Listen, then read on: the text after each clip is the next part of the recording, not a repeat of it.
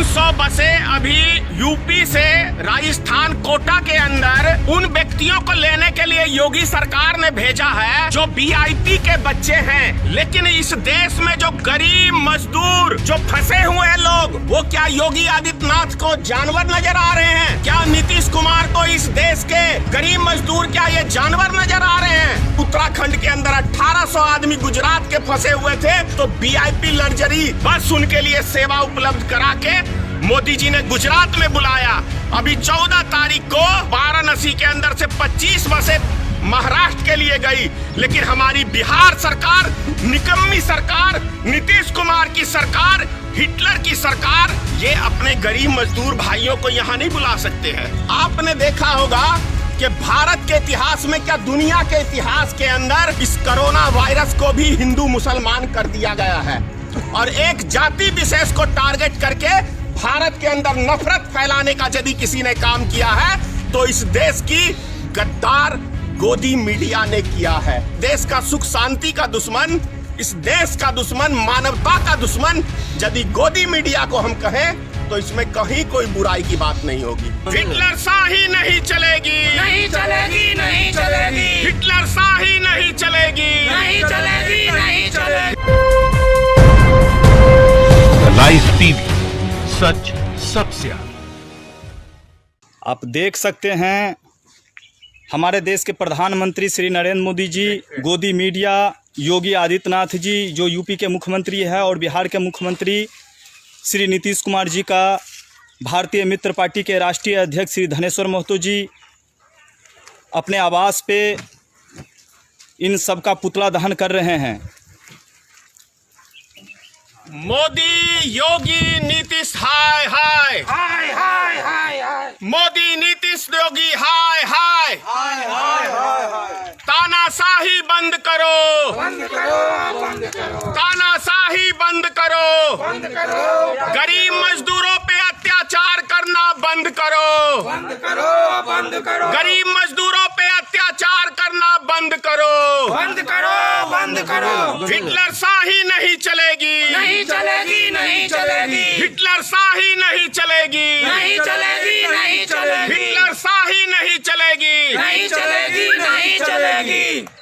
Sir, आज जो आप श्री नरेंद्र मोदी जी का पुतला दहन किए हैं, साथ में ही यूपी के मुख्यमंत्री योगी आदित्यनाथ जी का पुतला दहन किए हैं, बिहार के मुख्यमंत्री श्री नीतीश कुमार जी का पुतला दहन किए हैं, और साथ ही तमाम न्यूज़ चैनल जो गोदी मीडिया जो आप कहते हैं उन सब का पुतला दहन किए हैं, इस सब का सर मूल कारण बताएं। 300 बसें अभी यूपी से राजस्थान कोटा के अंदर उन व्यक्तियों को लेने के लिए योगी सरकार ने भेजा है जो वीआईपी के बच्चे हैं। 300 बसें। लेकिन इस देश में जो गरीब मजदूर जो फंसे हुए हैं लोग, वो क्या योगी आदित्यनाथ को जानवर नजर आ रहे हैं? क्या नीतीश कुमार को इस देश के मुख्यमंत्री, ये गरीब मजदूर क्या ये जानवर नजर आ रहे हैं? कोरोना वायरस किसी गरीब मजदूर को बहुत कम संख्या में हो सकता है, क्योंकि वो मेहनत मजदूरी इतना करते हैं, उनका शरीर इतना स्ट्रांग होता है कि उन व्यक्तियों को कोरोना वायरस नहीं हो सकता है।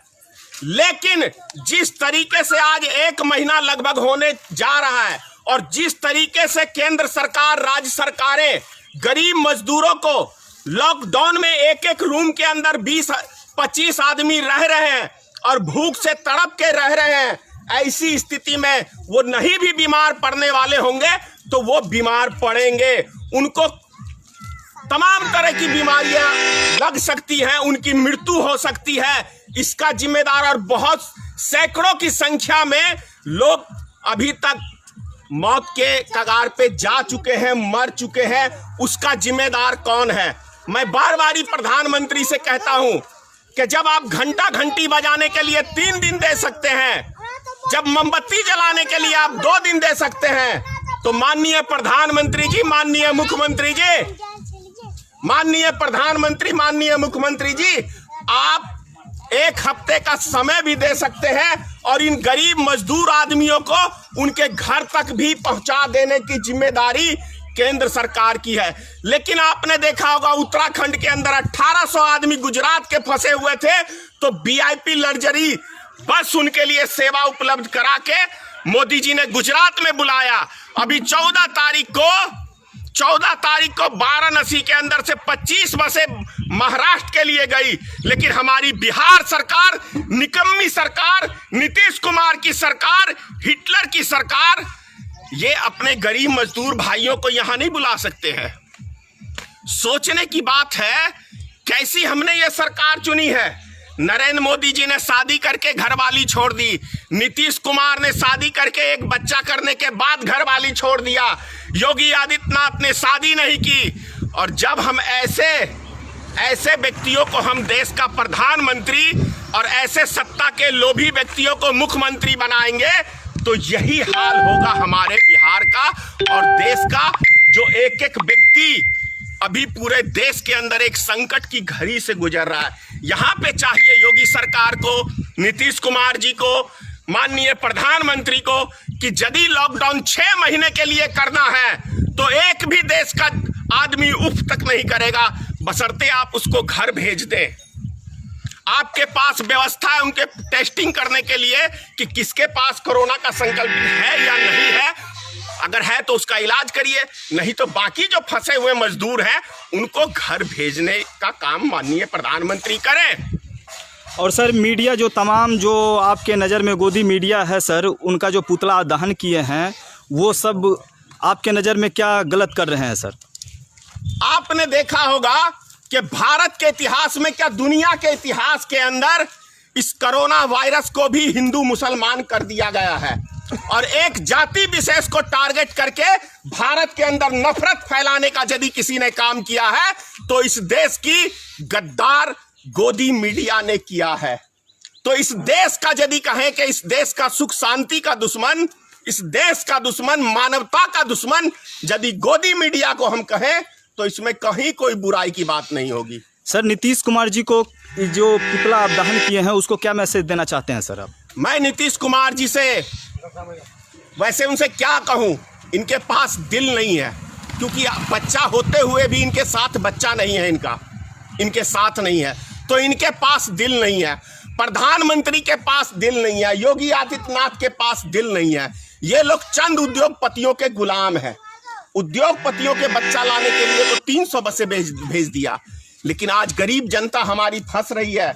देखिए सबसे बड़ी बात क्या है कि जो परिवार का व्यक्ति बाहर गया है कमाने के लिए वो वहां परेशान है और जिसके बाल बच्चे गांव में हैं वो वहां परेशान है। यानी एक व्यक्ति की सजा पूरे उसके परिवार को भुगतना पड़ रहा है, वो वहां टेंशन पे है, ये यहां टेंशन में है।